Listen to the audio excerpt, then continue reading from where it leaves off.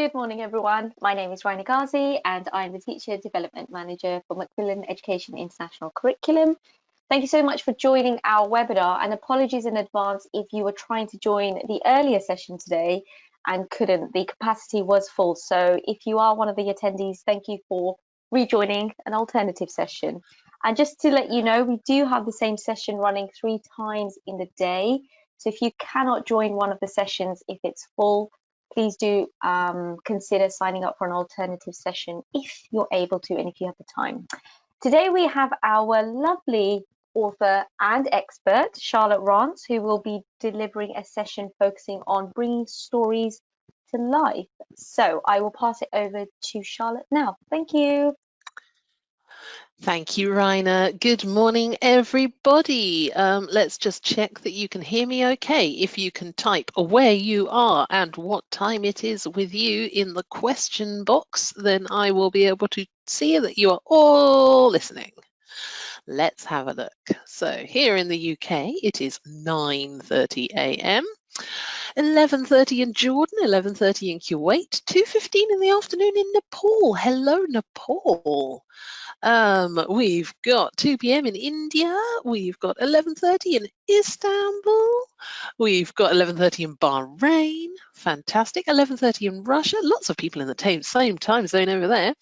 Saudi, hello. 11:30 with you guys too. 4:30 a.m. in Malaysia. What are you doing still up? Is this an early morning or a late night for you? I hope it's early morning and you've had some sleep. No need to say sorry. If that's the time you can make it, then congratulations for joining. You are a better person than I am. 1 p.m. in Iran. Fantastic. Hello. Good. We've got some great locations around the world. Oh, it was 4:30 p.m. Sorry. Okay. So we are here today to talk about how we can bring stories to life. And I would like to start the session with a few quotes. So I'm going to give you a minute to read them through. And if you can just type the colour of the box with your favourite quote into the question box, I will see some of your ideas. I quite like all of these, but my favourite one is probably the grey. What do you think? Ooh, green, says Anna. I like that one too. So I think it's an interesting way of thinking about it. Sometimes reality is too complex, and we've seen a lot of that recently. Stories give it form. What's the connection between all of these quotes? What are they all telling us? In my opinion, when I look at them, the message to me is from all 4 of these quotes that life is difficult, life can be complicated. And to make sense of it, to help us understand it, we need to create stories, we need to hear stories, because they help us to process what we are doing. The quote from Tahir Shah, he was writing about the Arabian Nights stories, and he says, stories are a communal currency of humanity. They are the way that we understand people, each other, human nature. My favorite is, as I said, the grey one. The human species thinks in metaphors and learns through stories. And it's true. When we are trying to process things, when we're trying to understand things, we draw parallels, we make comparisons, we look at things through our own perspective, and we make our own metaphors to help us understand. And of course, it's not just humans. You can see it in nature, with animals showing their bees, for example, dance to tell stories, to pass information. It's a way of communicating that has a very, very long history and a lot of power, which is why we see so much storytelling in education. And I mean, I'm sure many of you, like me, come from an English language literacy background as English teachers. So for us, stories are a part of the everyday in our classroom. But we also see the use of storytelling in a wide variety of other subject areas as well. mathematics and science can be taught through stories. History is always taught through stories. And there are so many different ways that we can bring this into our classrooms. So this is our focus for today. We're going to start by looking at storytelling in education more generally. We're going to move on to talking about comprehension and what that really means and how we can practically implement this in our classrooms. And then we're going to spend the rest of the session looking at different ways that we can encourage students to interact with stories, and also techniques and activities that we can use to encourage students to retell and sequence stories as well. So if you are ready, we will go. And Anuradha says, stories make life interesting. Very, very true. I love a good story, as you will see through this session. So let's get started. Storytelling in education. Why do we use it? Why do we use it in language lessons? Why do we use it in science? Why do we use it in mathematics and history? And the starting point is that stories are how we have always learned. From the very early ages of humanity, stories were used to pass messages. We've seen the cave paintings on the wall and the stories that go behind them, the stories in the Egyptian hieroglyphics, all of that ancient language and ancient history that we can find around us in the world. So much of it is told to us through stories. We've all encountered the stories from our own cultures and backgrounds. We grew up with them. They teach us lessons on how to behave, on how to act, on how people think, on decision making, the right thing to do, the wrong thing to do. They are a very, very powerful tool. But why is that? Well, the first thing that we can say is that stories introduce new ideas. It's a great way of introducing thoughts and actions, and in a classroom situation, vocabulary, grammar structures. We can introduce new ideas through stories because stories provide context. And putting things in context is the way that we understand. We have to be able to take, be it a message or an item of vocabulary or a new structure. By putting it in context, we have a deeper understanding of it. And that brings personalization. It allows us to make connections to our real world, to see how things impact upon us. Stories are motivating. Many of you have written, the stories make learning easy, it makes learning interesting, it makes life interesting. You're absolutely right. They are motivating. Everybody would rather hear the words, I'm going to tell you a story, than I'm going to teach you grammar. Stories are a fun way. They can move our emotions. They can make us feel things. They can make us see things. They can make us think things. Yeah, it's a motivating technique. We see it in the more scientific subjects. When we can tell a story, it can help us to imagine what's happening. It can help us to understand things, but it can also make us feel much more engaged and motivated as we go through. But of course, stories are also great for the concrete bits. They help us develop our listening skills, our speaking skills, our reading and writing skills. They can help us to formulate sentences, to practice our new vocabulary. All of the little concrete mechanical bits in the literacy classroom can be taught through stories as well. There's lots and lots of brilliant reasons to bring them out. But let's have a look at what this really means in the classroom. Can anybody identify the man in this picture? Not sure if you can. He's a very, very famous British author. As you can tell, he's not a modern writer. Oscar Wilde, says Larissa. No, not Oscar Wilde. He wrote a very famous children's story, called Alice in Wonderland. Can anybody identify this man? Let's see. That's right, Larissa. It's Lewis Carroll. There we go. I sense Larissa likes a bit of literature in her life. That's right. It is Lewis Carroll. Lewis Carroll, author of Alice in Wonderland and many other amazing works of fiction, of poetry, and also some essays. Check him out, he's fun. I'm going to show you a quote, part of a poem that he wrote, and this poem is one of my favourite poems of all time. So I'm going to give you a moment to read it, and then I will let you answer some comprehension questions. Here is the poem, opening lines. Take a moment. 'Twas brillig, and the slithy toves did gyre and gimble in the wabe. How mimsy were the borogroves, and the mome raths outgrabe. Lovely, lovely words to say when you read those out loud. They feel very, very good when you read them. And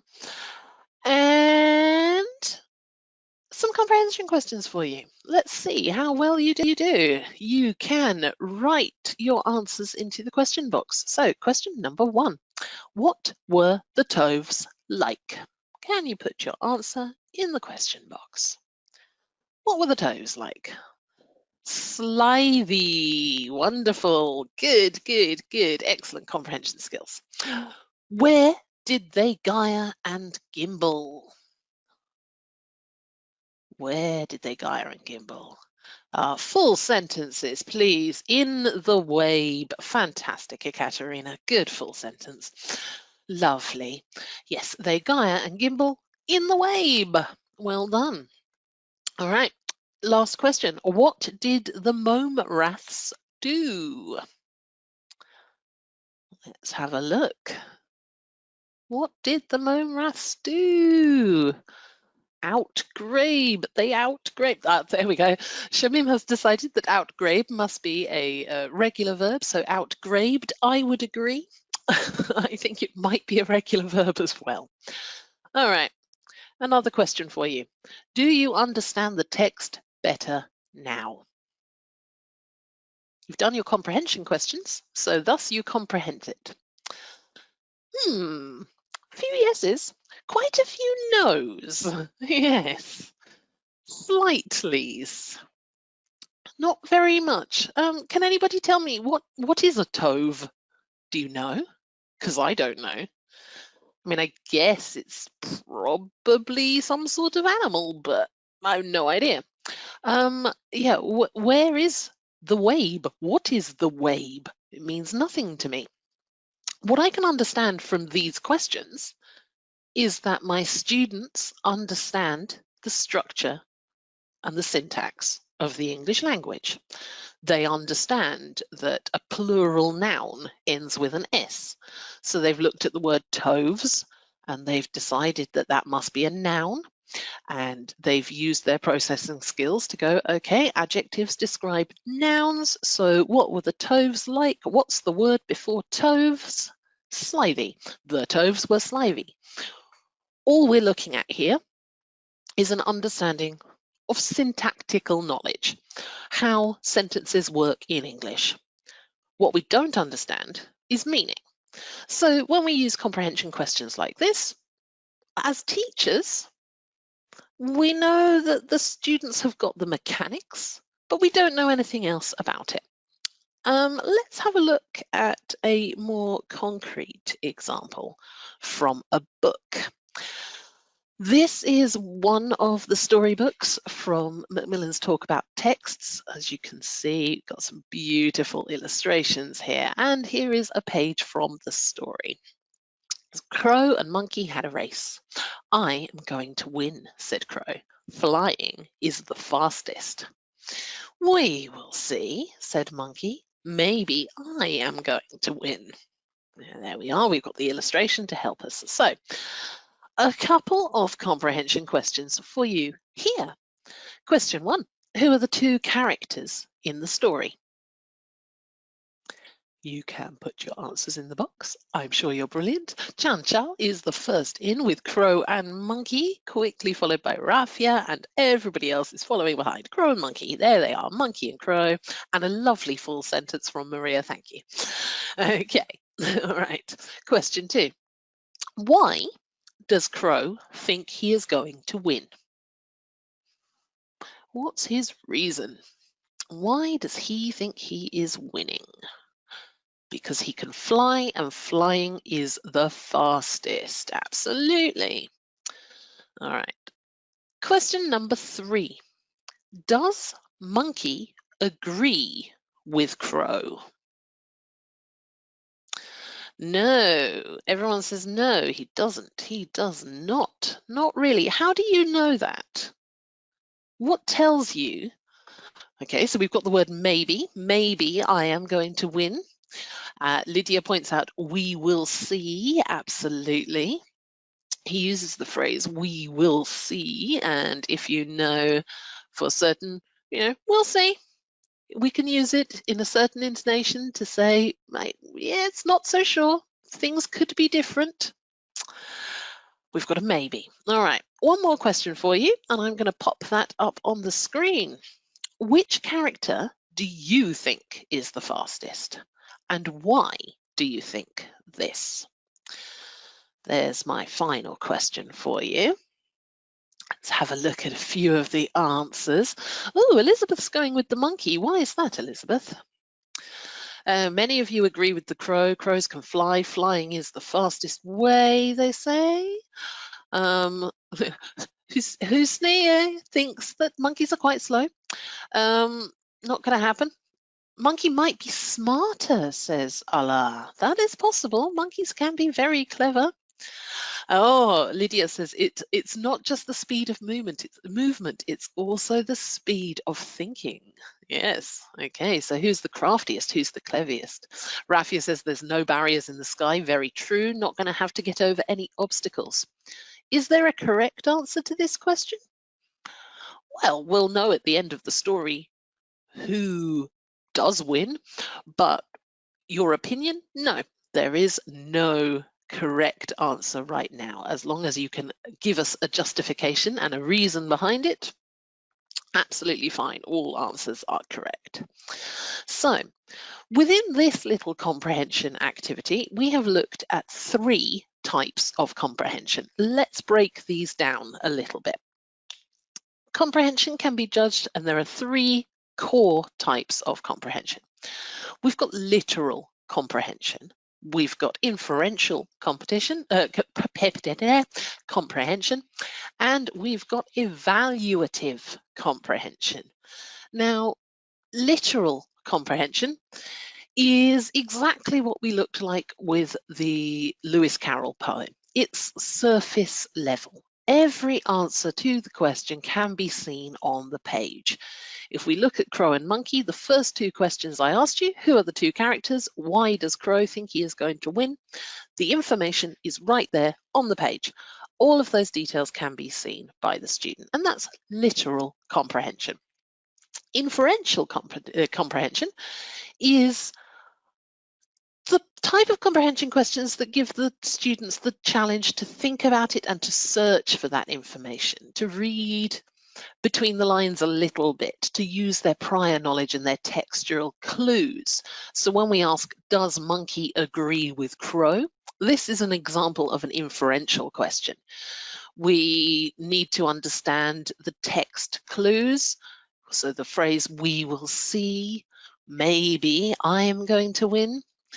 We can hear and understand from the intonation that the teacher uses when they read, and we are getting all of those clues to fill that in. But the answer isn't immediately obvious.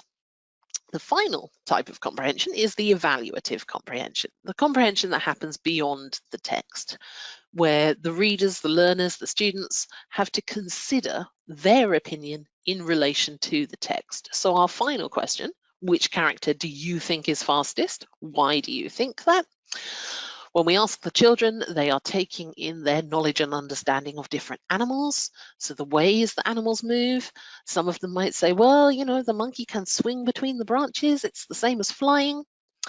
We might understand monkeys to be cleverer than birds, so maybe the monkey will be able to come up with creative ways to stop the bird from winning. But all of this happens outside of the page. The answer is not written. they have to consider it. They have to bring their own understanding. They have to use their higher order thinking skills to bring all of their understanding of the world around them to that story and find the answers within it. So 3 core types of comprehension. Literal, it's written on the page, you can easily find it. What did the mome raths do? They outgrabed. Meaningless in terms of a nonsense poem, as we would see with Lewis Carroll, but surface level detail on the page versus the inferential, what is the meaning behind it, and the evaluative, what is my understanding of it? How is it personal to me? So, lots of things that we can do, but those are our 3 key areas. What techniques and strategies can we use in the classroom to make sure that we're taking the most out of them? And as you can see here, there are several core strategies that we can use to practice all of these types of comprehension. So questioning, we've already looked at. Making sure that when we are working with stories or books or texts of any kind, in our comprehension questions, we're focusing on all 3 areas. So building up from the literal to the inferential to the evaluative. Questioning is an amazing technique which all teachers are aware of and we need to encourage as much as possible, but it's not the only way of checking comprehension. So reading, retelling and sequencing, we're going to talk about a lot, but essentially using your own words to tell the story, keeping the order, keeping the meaning, but using your own understanding of it to tell that story again. Identifying main ideas, of course, we all know what that's about. Summarizing, a very important skill that we use in our daily lives all the time, whether it's talking about an episode of a TV show that we saw last night, or doing a presentation at work where we've had to go off and read some form of text and talk to our colleagues about it. It's a core life skill, but it's also an important comprehension skill that needs practicing. Making connections, as we said, linking the text to your own experience and your own understanding. Prediction, which I'm sure many of you use in your classroom in all sorts of different situations, whether that's what's going to happen on the next page, what do you think is going to happen at the end of the book. Inferring, so understanding the reasons and the ideas behind what's being said. Synthesizing, bringing together your outside knowledge, your knowledge of the world, and of course, visualizing, which we're going to look at a little bit in this session as well. Okay. All right, I would like to take a moment to tell you a story. I'm going to show you a window into my world. Right. Here is an image. Can anyone identify the story this picture represents? This story is an important story to my life. This is the story of, anybody know? 3 billy goats. Gruff, absolutely. Well done. Shifali and Sheila first in. Yes, excellent. It is the story of the 3 billy goats, Gruff. And when I was a child, it was my favourite story. I used to make my mother read this story to me all the time, and I'm sure if many of you are parents, you all have a story that you know off by heart. My mother did not need to read the book to tell me this story by the time my childhood was over. She knew every word, and so did I. As a child, the reason I loved this story was because of the way that my mother read it. we would get the repeated parts of the story. When the goats cross the bridge, they go trip, trap, and as a child, I loved to join in with the trip, trap bit. My mother was always very good with bringing in actions as well. So every time a goat crosses the bridge and the troll jumps up, I would be jumping up with my mother. It was a very participatory experience for me. And the impact of this is that even now, many decades later, I still know the words to all of this story. I can tell it without the book in front of me. And for me, as a teacher, this helps me to remember the importance of getting involved in the classroom, making sure that the children are participating as much as they can and interacting with stories. So let's have a look at some of the ways that we can interact with stories in the classroom. Right here we have got the cover of a book called Pip's First Class. So Pip is a little dog who's going to his first dog agility class, learning to do all of the tricks with the dogs. Such a cute story. He's too little to do many of the tricks, which the other dogs are better at because they're bigger. Recommend it. Excellent read. Will keep you going. So one way that we can get our learners involved in the story and participating and interacting with the story is through props. Props come in many shapes and sizes. So it could be finger puppets, it could be real life puppets, it might be, if we're teaching in an online context, everybody in the class has to go and find a dog teddy bear that they can bring to the lesson. It might be flashcards with key images of the story. There are loads of different ways that we can bring props into the classroom. But props are a really fun way of getting the children involved. So, we can, if we're using flashcards, get them to hold up the key flashcards when they hear the words. If we are using puppets, getting them to act out the movements of the puppets as they go through with the props, and it visually gives us an understanding of how well the children are comprehending the story that's around them. So even if we're teaching in an online context at the moment, you've got the children in grid view on your screen, you can see them responding. One activity that I like to do with flashcards is to give the children a secret word. So I will hand out flashcards if I'm in the physical classroom, or you can send a message with the keyword or a key picture to each of the students, and they keep that secret. So maybe Nargiza has a picture of a dog and Rashimi has a picture that says jump.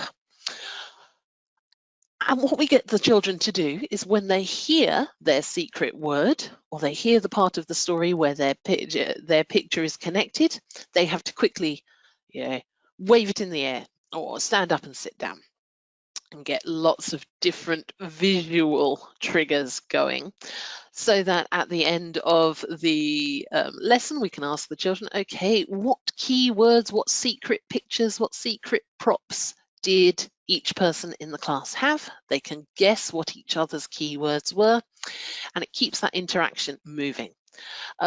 Movement, of course, is another great tool, especially in an online context. So movement might be mime, movement might be reactions to keywords.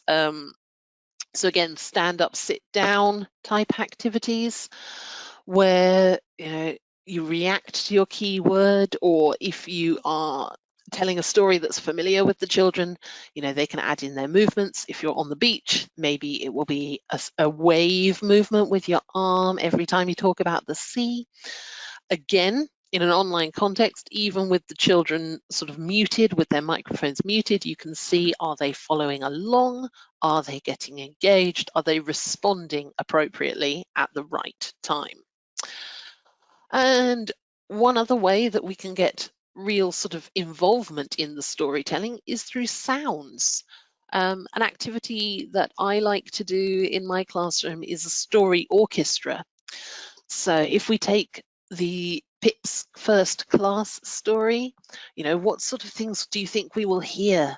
You might hear the wind in the trees, you can hear the dogs barking, and you can come up as a class with a soundscape so that the children can soundtrack the story as you're reading it together. Exactly, barking noises, says Rajani. Yes. You know, get them working along with it, creating an atmosphere, creating a background for the storytelling. So, you know, if we're telling the story and we say Raina walked down the beach, she could hear the waves. The children can participate with the wave sound, the swishing of leaves, the sound of sand crunching underneath your feet, whatever you like. You can be as creative and imaginative as possible. But it shows us that the children are getting involved and they are listening and they are focusing, because each one of these sounds, movements, or props is triggered by something within the story. Okay. Now, interacting with stories doesn't just have to be a passive experience. We can stop and we can move things on in different ways. So another thing that we can do while we're interacting with stories is sequencing as we're reading the story. You'll notice that I have 8 circles. I'd pop these up on the whiteboard. You can use simply just a piece of blue tack to stick things onto the board, or you can just write the numbers. And what I would also do before reading the story is add in either sentences of specific moments on the board. So we might write things. We're using, in this example, the story of Maui. So in my sentences, Maui's brothers laugh at him. Maui throws the hook into the sea. We can use just sentences that represent key moments of the story, or you can create story flashcards very, very easily. All you ever need to do is photocopy the page of the storybook, if it's a nice imagery storybook, and then print those out, cut them out, and arrange them in a random order. So you can do it either with sentences or with images from the story. And you put those up on the board. And as you are reading the story, when the children hear the part of the story that's represented by the sentence or by the picture, ask them to give you a stop symbol, signal, or say stop, and they can place the pictures into the right order and build that story up. So sequencing while you are reading.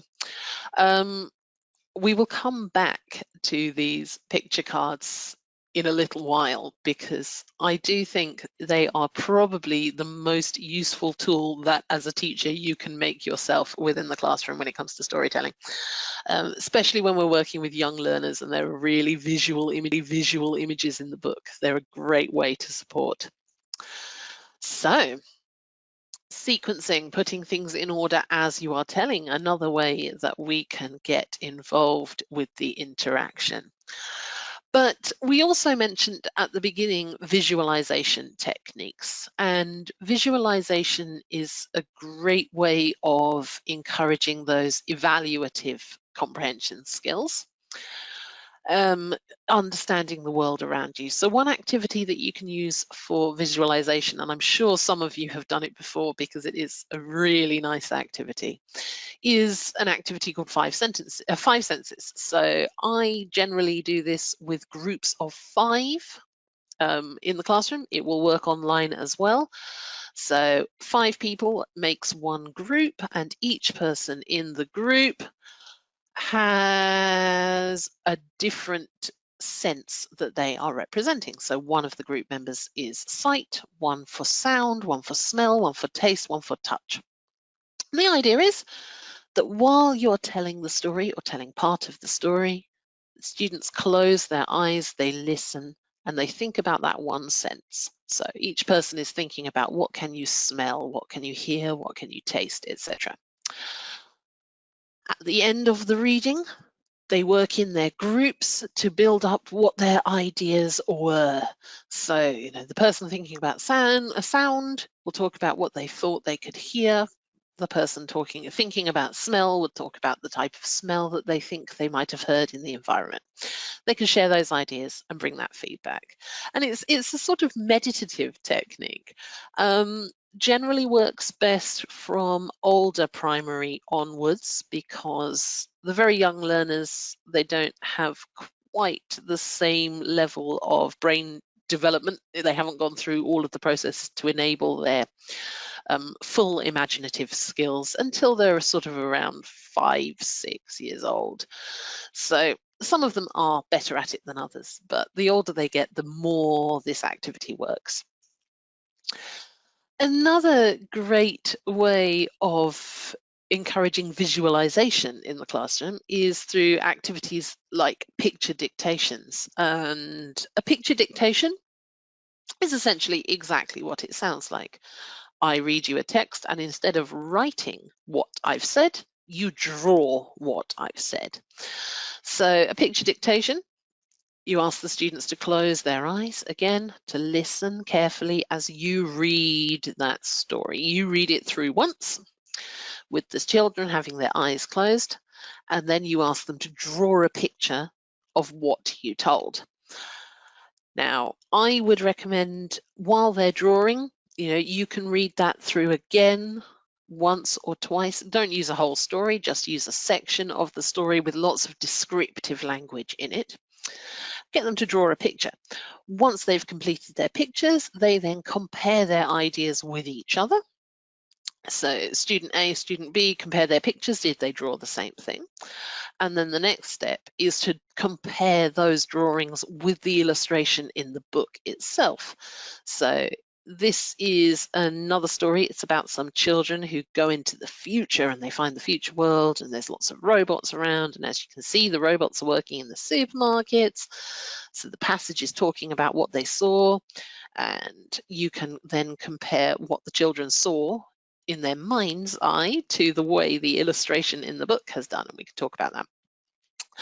And it's quite an interesting activity to do, because it really does demonstrate how well the children are understanding what you're hearing. I had an example with a class where I was reading a passage from Cinderella to them.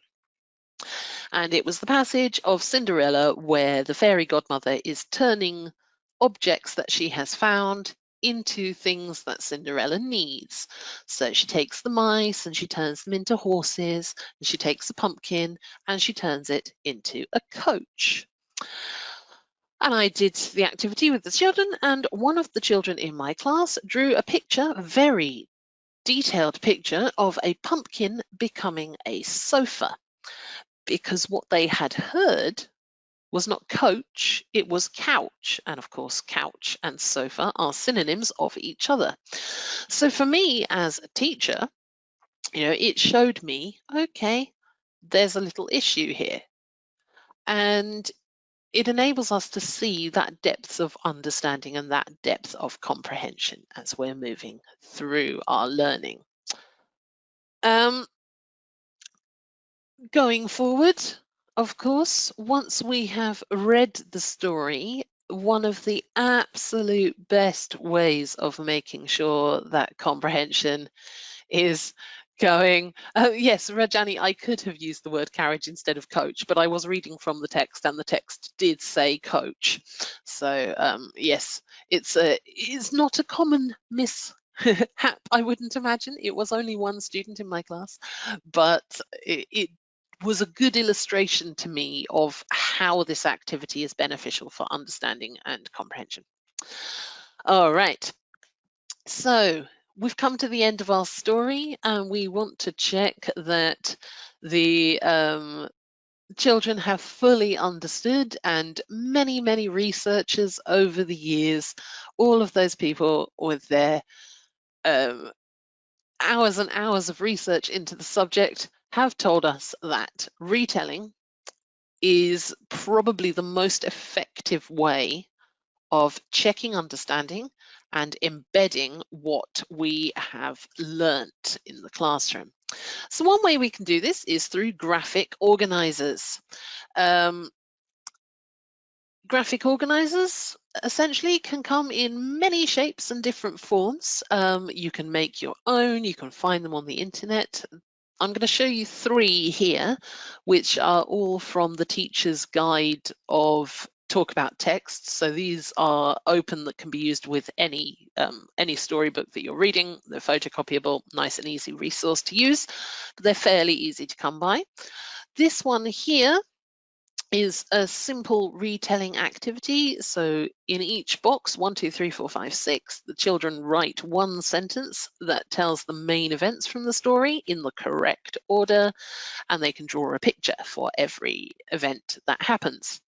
And it's a very quick, easy way to see, did they understand the story? Can they tell the story for themselves in the correct order? Another example here is a simple beginning, middle, end structuring activity. So again, write the sentence, draw a picture for the event, and put them into the correct order. Another one here is a bit more complex, a bit more personal, but essentially it's a diary entry.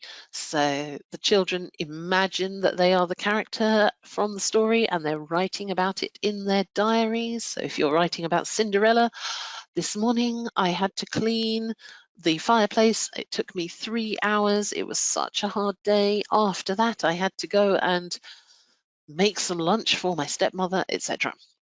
So it's just telling the story from a slightly different perspective and writing that diary entry. And again, if you want to, you can encourage children to draw little pictures in the margins, just like we all did in our own diaries as we're going through. So graphic organisers are a very common go-to for teachers when it comes to retelling stories and doing sequencing activities and checking comprehension. But they are not the only way. They are an excellent tool, but they're not the only tool. I'm going to come back now to my lovely photo pictures from the storybook. So they're a bit bigger now. You can see them clearly. I think the illustrations in this book are absolutely gorgeous. I don't know about you. It's a traditional story from New Zealand about a guy and his brothers. And I love these pictures, and it's very, very easy in the classroom just to make yourself up a set of cards or a number of set of cards. If you've got a colour photocopier, brilliant. If you don't, try and use a slightly lighter level so you can see the shading and different ideas. Or if you're an artist yourself, you can draw your own or trace them. But taking all of the key images from the story can be a huge tool for retelling. So let's have a look at a few different ways that we could use them. One activity that I like to use with picture flashcards from the stories, the story frames themselves, is an activity called Pass the Story. So what I would do is I would put all of the pictures in the correct order, first of all, and put them in a pile. And then however many pictures we have, you can either organize your students in groups or you can do it as a whole class activity. And the students pass the pictures around the circle one by one. So the first student will take the top picture and they will talk about it, and that will be the beginning of the story, and they will say everything they can remember about that picture. Then they pass the pile of pictures to the next person in the group who tells the next part of the story, and so on until the whole story has been retold. And it works in small groups, so you can do it, you can set a timer, make them do it quickly, make them do it in as much detail as possible. You can, with older students, give them a challenge, like you cannot use the words from the story, you have to use your own words. So, you know, words that you cannot say. Within the storytelling, you can add different levels of challenge and complexity through that, but it works in the same way as, you know, pass the parcel, the party game that you always play. Another good way that you can use these pictures, which really helps with sequencing, is to hide the pictures around the classroom. Put them in different places and tell the children, okay, in the classroom today, we've got 8 pictures from the story. They are hidden. Can you go and find them? So they have to go off and find the pictures, bring all the pictures back to the teacher. And then the next step of the challenge is to put them into the correct order. And you can either do that in small groups, so you can back the pictures onto different coloured card. One group finds the red picture cards, one group finds the yellow picture cards, one group finds the green picture cards. They have to collect all of their cards together and put them in order. Or you can do it as a whole class activity where there's just one set of pictures hidden around and they each run off to find that. Okay, another good technique for sequencing is to put all of the pictures into a story box. So you can have, basically you just need a shoebox and you can decorate that up, so you can use that for every story in your classroom. Put some pretty pictures on there, put some bright colours on there, and at the end of the story you can bring out the story box, put the pictures inside the story box, and then slowly bring the pictures out one by one and ask the class, can they remember what happened? Talk about each picture, and again, then do the sequencing activity afterwards of, all right, put them in the correct order to retell the story. And again, you can either use the single story box, or you can use envelopes if you want to do it as a group work activity. Just put each of the pictures in a different envelope, they take them out one by one, talk about them, and then put them in order. Final activity that I like to do with the picture frame flashcards is tell the wrong story. And I like this activity. It works really well, especially sort of with the kindergarten level children or the first grade children, the younger children, because you can really make it fun. So you tell the story wrong and you tell the story in the correct order, but you change some of the facts.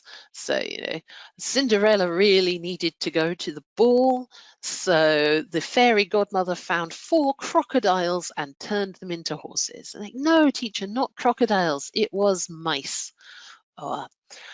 Just make those mistakes really, really obvious and encourage the children to shout out and correct you every time they hear a mistake. So once again, we can see where are the mistakes being made, how is the understanding, how is the comprehension, do they remember what happened? Now, another thing that is a really useful thing to do when it comes to retelling and sequencing, Chanchal says I do this a lot of the time, making mistakes. It strategically made mistakes can add a lot of joy and fun to your classroom. Another way that we can get them to think about retelling the story is looking at it through a different perspective, sending it through the prism. And in those terms, there are several ways that we can do it. Here's 4 different ways that we can do this. So retelling the story from a different perspective. It might be something to do with changing the time. So tell me the story of Cinderella if Cinderella lived in 2020. And they can take all of the key elements from the story, but put them through a filter of time. We can do, how would this story be different if the person in the main character in the story lived in our town? If they went to our school, how does place change the story? We can retell the story and say, okay, all right, retell me the story, but make me a new ending. Give me a different ending to the story. How could this story be different? Or tell me the story again, but tell me the story from a different character's perspective. So don't tell me the story of Cinderella, tell me the story of the stepsisters and read the story from their perspective. Rajani says that if Cinderella was told today, Cinderella went in a metro. Absolutely. Took the metro to the palace. And actually the party probably wasn't in a palace, was it? It was probably in a hotel. So yeah, putting different perspective on. And these activities work best with slightly older students because, as we've said already, development of the brain, the older we get, the better able we are to imagine things differently, to empathize. These skills grow with us as we are learning. So activities like this, they start to work around first grade and they get better and better as the children get older. All of these activities work perfectly well with adults as well. Okay. All right. So why are we retelling and why are we sequencing? And for me, it can be looked at from two perspectives, through that prism, in two separate perspectives. What's the benefit to the learners? What's the benefit to me as the teacher? So essentially what we can say is that retelling stories, it improves learner comprehension. It allows them to make those inferences. It gives them more opportunity to think about what's being said and the consequences of actions, to have a deeper understanding of the text. And of course, retelling triggers all of those higher order thinking skills, all of those critical thinking skills. You have to use your own perspective, your own understanding to be able to retell that story effectively in your own words. But of course, if you are a teacher, it is helpful to you too. For the first part, we can tell straight off, can the child retell the story? Yes, they can. We have shown that they comprehend it. They comprehend it at a literal level. Do they comprehend it at the inferential level? Do they comprehend it at the evaluative level? We can see that by the way that they retell. It also gives us the opportunity to notice the misunderstandings that happen. So when your child is drawing a couch instead of a pumpkin, another matter,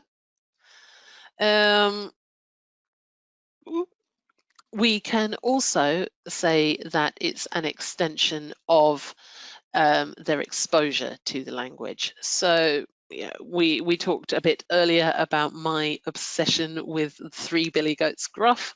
I had a lot of exposure to that as a child, and of course, the more I was exposed to it, the better it stuck in my memory. In the classroom, in the language learning context, in the literacy context, if you're a maths or science teacher, we always have a syllabus that we are working to. We have deadlines, we have curriculums that we need to follow, and we can't necessarily repeat the same story again and again and again in the classroom. So by offering retelling activities, we are able to extend their exposure to the language as it seems. All right. So I hope that you have come across a few different ideas and a few activities and techniques. Just as a little wind down and a round up, I'd like you to have a think. What is one idea from this webinar that you want to remember going forward? You don't have to type it in the text box. You can if you want to, but make a note of it somewhere for yourself. What is the one thing you want to remember at the end of this session?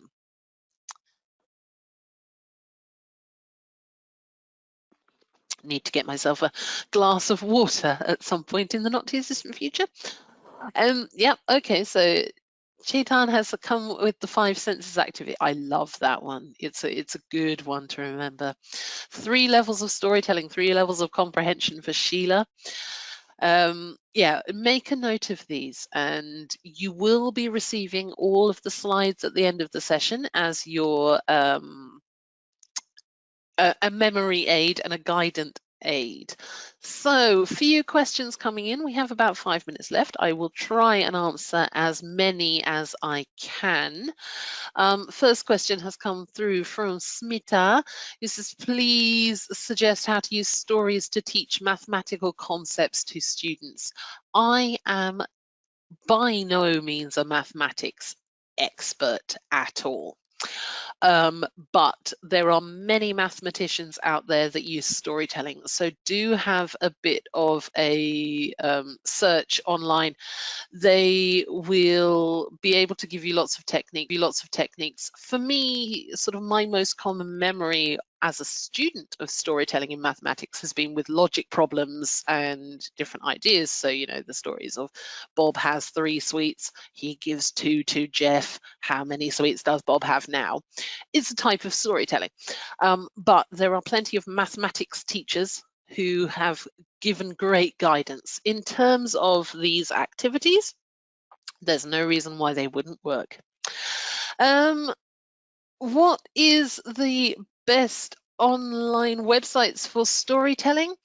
There are a few around. You can find some great activities for making things like flipbooks and storybooks online, lots of free activities. I did a webinar which you can find on the YouTube page, which has links to some different storytelling type websites, which was a webinar on creative writing, which you will find on the YouTube page. And at the end of this session, Rainer will let you know where you can access all of that from. So do go back and have a look at that. The recording's there, and it has a good selection of different websites that you can use. Let's see, time for a couple more questions. Still a few that are coming. Someone has asked about voice modulation. Chaya has asked about voice modulation. Voice is something that is incredibly important with storytelling. You know, it's a great way of focusing students on keywords and parts of the text. At the same time, it can also increase their participation and motivation. So do think about how you are using your voice when you tell stories. You know, you can use volume. So, you know, if you're talking about something that's happening in secret, then you can bring your voice down. If you want to surprise them, then you can bring your voice up again. Different pitch, different tone, using voices for characters, but also using your stress and intonation to highlight key features in the language. We could do an entire webinar on voice. We could probably do a series of webinars on voice, but it is something to really think about as you get more confident with different techniques and ideas. Voice is magical. Are there any certificates? There absolutely are. Rainer will tell you all about that in a moment. Shaylee is asking, I missed out on the beginning of the session. Shaylee, you'll be able to watch the recording and you will also get the slides, so that's fine. How can I tell stories online for prep kids and get their attention towards me? It's an excellent question. Okay, so what I would say, when you're reading in an online context, make sure that you are giving the students something to do while you are reading. So wherever possible, movement or action that you can do in parallel with the stories. So those movement and the props that we talked about earlier, bring that in. It will help you know if they are focused, and it will give the children something to do rather than just listening online. But also, you know, pausing and doing different things. Use your questioning well in an online context, and use your voice as well, because, you know, your voice will help you maintain that focus if you use it well. I think we've got time for maybe one more question. So we can use 3 activities like pre, while, and post reading. Absolutely. So pre-reading, make sure that you've done everything to focus on their ability to understand. Pre-reading is groundwork. So it's the opportunity to help them introduce the setting, introduce the characters, introduce the keywords. While reading is all of the interaction activities that we've looked at today. And the post reading is all of the retelling. Yeah, make sure that you're doing that. It will be the most effective way to use stories in the classroom. Right, thank you so much for your time. I'm going to hand you back to Rainer. I'm afraid we are out of time for questions, but Rainer is going to give you some information about the certificates and where you can access everything. Thank you so much for your time this morning, and I wish you all the best of luck for the rest of your day. Perfect. Thank you so much, Charlotte. I just saw someone write that they've got an A4 page full of notes and ideas. So I definitely think your webinar is really helping a lot of the attendees. And as you can see from the feedback as well. So thank you, Charlotte. And also thank you to the attendees as always for joining. I think I've seen some familiar names come up. So we do appreciate you joining our sessions. In terms of some of the further information, the CPD certificates and the PowerPoint will be sent by email. Please do check your junk or spam folders. Sometimes our content is lost within the folders, so do check that before you do email us. And also we will be sending this out hopefully within the next 2 to 3 weeks, so do bear that in mind. It won't be sent automatically.